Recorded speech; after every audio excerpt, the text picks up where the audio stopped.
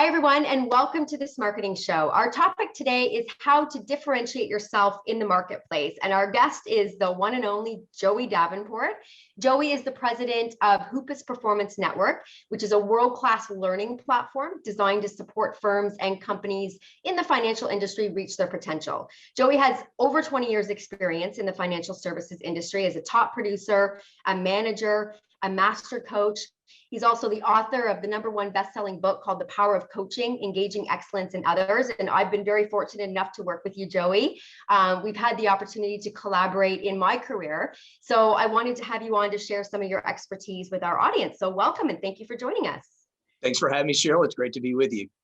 Some of the topics we're going to talk about today are things like the art of collaborative discovery, what that means, and something that you discussed in a recent article that you wrote called the soft skills gap. But before we do that, I want you to introduce our audience a little bit more to what Hoopas Performance Network does and is continuing to do for advisors and managers everywhere. Yeah, so Hoopas Performance Network, affectionately known as HPN, we're based out of Chicago here. I created the company with Harry Hoopas, who's my business partner, who's a legend in the insurance and financial services space. And basically, we provide advisor development and leadership development resources, most commonly like digital learning. So we have a platform called the HPN University. There's 50,000 subscribers. We're in 25 different countries. With that platform, I have a platform called Trustworthy Selling that we developed with an industry association, LIMRA. That's a sales effectiveness program, about 20,000 graduates, a number of different languages. And so really working primarily in financial services space, although we're starting to do some things outside of the industry, just because there's a big need for sales effectiveness or sales enablement just in a lot of different verticals. So it's been great, about 15 people, and we've been around about 12 years. So I have a lot of fun with it. And you mentioned, you're sort of getting out of just being exclusive to the financial industry, but even though that's where your experience is, everything that we talk about today really can be applied to anybody, anywhere in the sales force. And something that you speak a lot about is something called the art of collaborative discovery. So I want to start there, and I want to ask you, what does that involve and what does that mean? Yeah, so anyone that's in a sales role, they might call this the discovery process. Most people call it fact finding. And I always say fact finding is what you do to someone, and collaborative discovery is what you do with someone. And that's a big, big difference. So a lot of people, when they get into fact finding, it would be name, rank, serial number. They get the facts that just touches on the surface. But the fact of the matter is, you've got to peel the onion back and get beneath the surface. One, that differentiates you from other sales professionals out there, and people recognize differences, not similarities, right? And so if I'm asking questions that are digging deeper, and I think later we're going to talk about the art of questioning and go a little further on that. First of all, I'm going to get to the heart of the matter quicker. I'm going to create a sense of urgency. I don't have to tell you what you should and ought to do. I just facilitate the process of asking questions so that you can draw your own conclusion. Today's buyers are too aware of a salesperson using external pressure. And so it's more of just facilitating through the conversation. And a big part of collaborative discovery is active listening. I always talk about the 70-30 rule. You should be listening 70% of the time and speaking 30% of the time. And typically when you're speaking in the discovery process, you're asking questions. But it's funny when new sales reps get in the business, and again, any vertical, right? They talk 70% of the time and listen 30, and they don't even know what they're talking about. And so the minute you do some joint work and you go out with a wily veteran and you see that they're just cool and collective and listening and asking questions and drawing people out, you go, hey, this is actually easier than I thought it could be, but it takes a tremendous amount of patience. And that's what collaborative discovery is. It's something you do with someone, and it's beyond just fact finding. It's getting to the heart and soul of, and in my world, of the financial advisor world, it's getting to know what makes someone tick, their goals, their dreams, their fears. And if they're sharing things with you that they haven't shared with maybe their spouse, their attorney, their best friend, there's a thing called consistency theory. I won't get into all that, but there's more of a bond and more of a trust because they've shared that information with you. And that's super important to do. And some of the top producers that I know are really good at listening and that art of questioning. And that's really what we call collaborative discovery. And it's all about like building rapport, which given the landscape of the world and the fact that everything is still so remote and virtual, how you train people to build rapport with their clients or their prospects has changed so much. So what are you telling people that's different now, a year later, after we've been in this situation? Like, how are you training people on rapport building differently now? So, now that we're in the second year of this, what you would have thought, everybody's got their ring light and hopefully they have the headspace on here. You're not seeing someone's head like this when they get on a sales call. It's about the first 6 months of how this went down. And it's funny when people ask me that, because it's basically a lot of the same things. You're just doing it virtually now, and you have to be aware of it. And I'll give you an example. I heard a speaker say this recently, is a lot of people, if you start to pay attention, they say negative things. They'll get on there and go, oh, the weather and this pandemic. And if you pay attention to this, about 7 out of 10 people will start conversations with negative things in this virtual environment. So just be very aware of starting things on an upbeat note and a positive note is one thing. One thing I've taught for years is rapport building techniques. And one of those is meaningful small talk. And so, people come in and they'll talk about, the weather, the one trite thing we all have in common, the weather. But you can actually have meaningful small talk before you even get into questioning or discovery, saying, hey, Cheryl, how did you end up, in London? Or I know you've got a background in marketing. How did you start with that? And so I'm just having a conversation. We're not into business or anything, but that's meaningful small talk. And one key that I'll do is, let's say if you have multiple people that are prospects that would get on a call and someone's running, a minute late or so, I would go ahead and start finding out things about you. Hey, Cheryl, how long have you been at Smarketing, and tell me a little bit about your background, so that it's not redundant when the other person gets on there who already knows that person. So you can start to do some of this meaningful small talk while you're waiting for their colleague to get on here, so that you can start at a completely different level, not just getting that background information. So that's meaningful small talk. Another thing's called calculated pauses.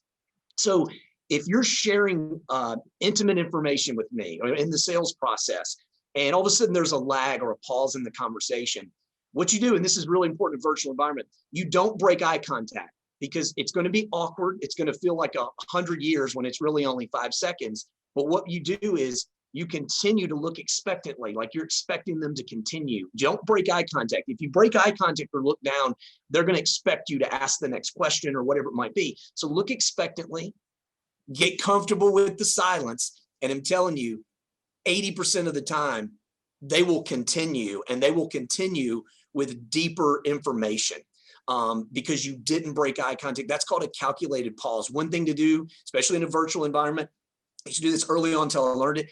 If you push down on the table, if there's a silence and I push down with my thumb on my leg, and just so that I'm aware, do not say anything, because it is tough to do. Don't break eye contact, especially virtually.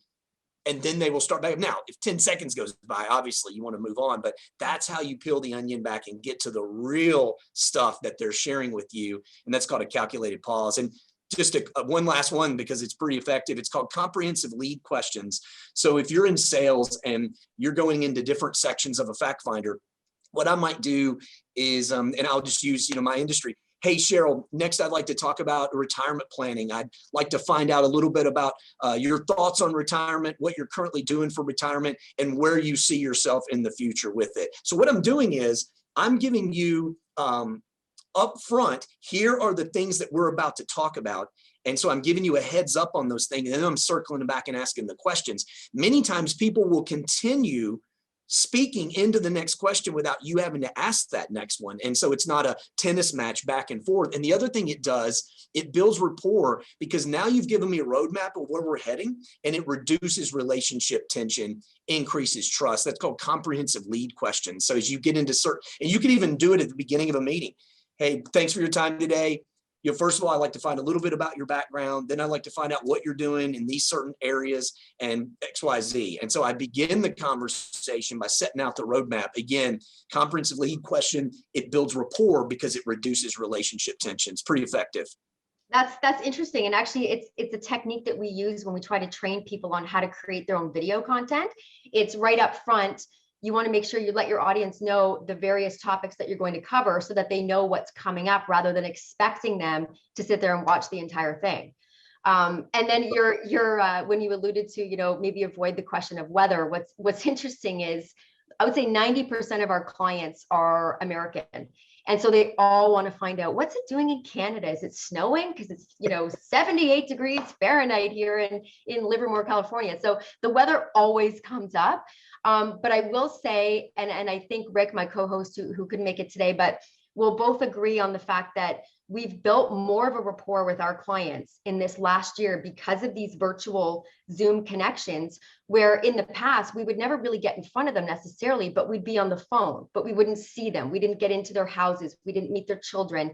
We didn't meet their spouses. So I feel, ironically, in the last year, more of a connection with all of our customers because of the fact that we've been able to see a little bit more into their life. Totally. And it's authenticity, right? Some people are worried about, oh, I don't have I'm in our studio today, which, I'm kind of like, if you were at my home, some people will use the virtual backgrounds and things. And sometimes you have to do that. But this is a time for people to peer in and see. And if your kids walk up or things like that, people are cool with that. I mean, people are used to that. And you've got a lot of latitude, and authenticity and transparency is a new premium, right? Especially in the world of sales and marketing. And what better time than the last year to be authentic, to be transparent, and it really makes a better connection with people. Absolutely. So part of the art of collaborative discovery that you just spoke about is something called the RPN Questioning Model. So can you walk us through that? Absolutely. So RPM stands for R, reality questions, P, pain gain questions, and M, magnification questions. So most salespeople are really good at asking reality questions. Again, that's the name, rank, serial number, getting the facts, right? And that's okay, getting someone's background and what they're currently doing about things or whatever. But you need to take that a step further and ask pain gain questions. And the way I kind of simplify pain gain questions, it helps identify where someone's actions, what they're doing today, is misaligned with their intentions, where they want to be in the future. But again, regardless of any industry. And so it's a little tougher to ask the pain gain questions, but I'm starting to identify gaps, whether it's in your planning or in anything, you name it. But the fact of the matter is, just because people recognize that they have gaps doesn't mean that they're going to go and do something about it. In particular, like in my world of financial services, right? Retirement planning's down the road, or it's not going to happen to me, whether it's critical illness or whatever it might be. So even though you identify gaps, and again, in any industry, doesn't mean people are going to go and do something about it. So the real sales masters take that conversation a step further, and they ask what I refer to as magnification questions. And what that does is I ask questions about the problem or gap we've identified, and I'm asking questions about the implications or the chain of ramifications that gap is going to cause. And that's the courageous conversation. And it's just one or two additional questions. And again, it's not me putting external pressure on the prospect saying, you need to do this, you need to do this. I'm simply facilitating the conversation of asking questions that's giving you insight into your own issues. So it's uncomfortable, and it takes courage, to have that conversation. I always say courage isn't the absence of fear. Courage is the willingness to take action despite what you fear. And because you owe it to prospects and clients to have that courageous conversation. And that's called magnification questions. And it's not being taught very effectively, I find, across industries and things, but it's critically important. And if you go out and shadow top producers, they're really good at magnification questions and taking that conversation a step further. Before we wrap up, I have a couple of quick questions around soft skills gap, because you recently wrote an article around this, and it's something that we talk about a lot actually on the Smarketing Show. So when you reference the soft skills gap, what are you speaking about specifically? So what's happened is, and this happens in a lot of industries, the last few years, companies out of necessity had to focus on technology training. They had to focus on compliance training and a lot of product manufacturing and things like that. And so soft skills has taken a back seat. Soft skills would be things like emotional intelligence, empathy, listening, connecting with people. And so it's kind of taken a back seat. So soft skills are back in vogue, especially in a virtual environment, being able to demonstrate empathy, being able to actively listen, engage people, and draw people out. And the interesting thing is, today's, millennials or Gen Z, great with technology, which makes it more efficient in a sales role. but they have not necessarily grown up being taught soft skills. And so there's a big disconnect or gap there, and an opportunity to kind of bring younger sales professionals into the fold with technology and the efficiencies of that, whether it's Salesforce or whatever CRM you might be using.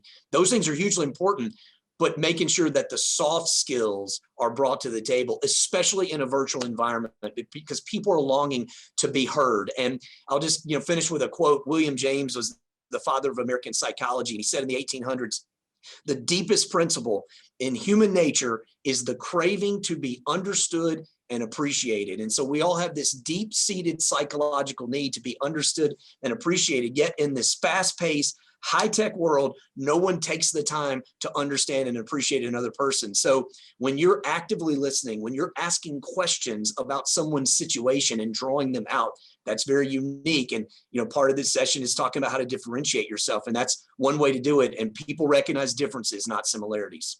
So then what do you suggest leaders do right now, especially in an effort to close that gap?